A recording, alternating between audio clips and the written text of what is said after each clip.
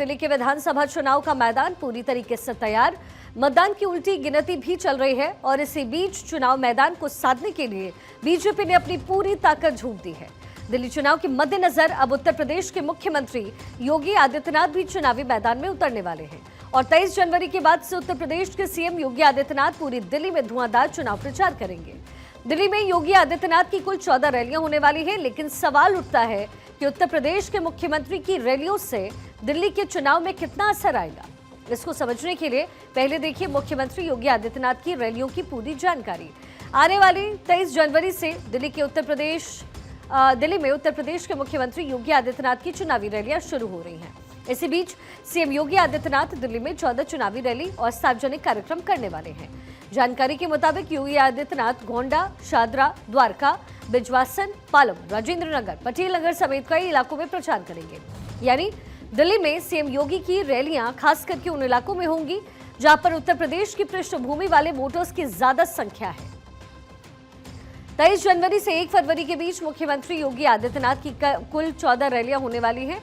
दिल्ली की इन जनसभाओं पर नजर डालें तो इस दौरान सीएम योगी एक दिन में ही 3 से 4 जनसभाएं और दूसरे चुनावी कार्यक्रम में शिरकत करेंगे। किस दिन सीएम योगी की कितनी जनसभाएं होंगी, जरा ये भी आपको बताते हैं। 23 जनवरी को मुख्यमंत्री योगी आदित्यनाथ की 3 जनसभाएं होने वाली हैं। फिर 28 जनवरी को सीएम योगी की दिल्ली में 4 जनसभाएं। इसके बाद 30 जनवरी को भी सीएम योगी 4 जनसभाएं करने वाले हैं और 1 फरवरी को मुख्यमंत्री योगी आदित्यनाथ की 3 जनसभाएं होने वाली हैं। तो दिल्ली में मुख्यमंत्री योगी आदित्यनाथ की रैलियों को दिल्ली के समीकरण को ध्यान में रखते हुए तय किया गया है। खास तौर पर उन इलाकों में सीएम योगी की जनसभाओं को रखा गया जहां पर उत्तर प्रदेश से जुड़े वोटर्स ज्यादा बसते हैं। इसके अलावा एक बड़ी बात यह भी है कि दिल्ली में जिन इलाकों में दंगा हुआ या जो इलाके मुस्लिम बहुल माने जाते हैं वहां पर सीएम योगी की रैलियां रखी गई हैं। सीएम योगी की रैलियां पूर्वी उत्तर पूर्वी दिल्ली में रखी गई हैं।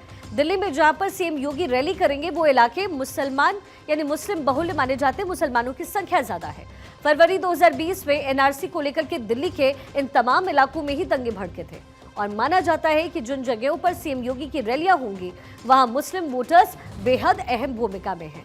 अब जिन मुस्लिम बहुल इलाकों में सीएम योगी प्रचार के लिए पहुंचेंगे वो इलाके मुस्लिम बहुल माने जाते हैं और पिछले चुनाव में दिल्ली की इन सभी सीटों पर आम आदमी पार्टी का दबदबा रहा।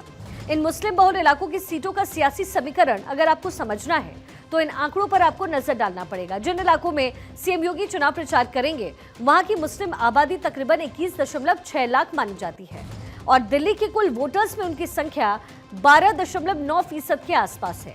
ऐसी 10 मुस्लिम बहुल सीटें हैं जहां पर सीएम योगी चुनाव प्रचार कर रहे हैं और पिछले चुनाव पर अगर नजर डालें तो इन सभी 10 सीटों पर आम आदमी पार्टी ही जीती। अब सवाल उठता है कि सीएम योगी को इन मुस्लिम बहुल इलाकों में आखिर क्यों चुनाव प्रचार के लिए भेजा जा रहा है। तो इस सवाल के पीछे वजह है सीएम योगी के चुनाव प्रचार की वजह से बदलने वाली सियासी हवा, जिसको समझने के लिए मुख्यमंत्री योगी आदित्यनाथ के स्ट्राइक रेट पर आपको नजर डालना पड़ेगा। चुनाव पर उनके प्रचार का असर जरा आपको जल्दी से समझाते हैं। सबसे पहले हरियाणा में सीएम योगी के स्ट्राइक रेट पर अगर नजर डालेंगे तो जहां उन्होंने 14 सीट पर कैंपेन किया, नतीजा ये रहा कि इन 14 में से 9 सीट पर बीजेपी की जीत हुई और 64% स्ट्राइक रेट आया, जो बहुत ज्यादा है। इसी तरीके से महाराष्ट्र में 30 सीट पर सीएम योगी ने प्रचार किया और इन 30 में से 22 सीट पर बीजेपी जीती और 85% का स्ट्राइक रेट योगी आदित्यनाथ की वजह से बीजेपी को मिला। तो इन आंकड़ों से साफ ये हो जाता है कि सीएम योगी जहां चुनाव प्रचार करते हैं वहां की सियासी हवा का रुख पूरी तरीके से बदल जाता है और यही वजह है कि बीजेपी मुख्यमंत्री योगी आदित्यनाथ को खास तौर पर उन इलाकों में उतारती है जहां मुकाबला आसान नहीं होता है। ऐसे में मुस्लिम बहुल सीटों पर बीजेपी को मजबूत करने के लिए सीएम योगी आ रहे हैं। अब देखना दिलचस्प होगा कि सीएम योगी के दौरे से दिल्ली की चुनावी हवा पर क्या असर पड़ता है।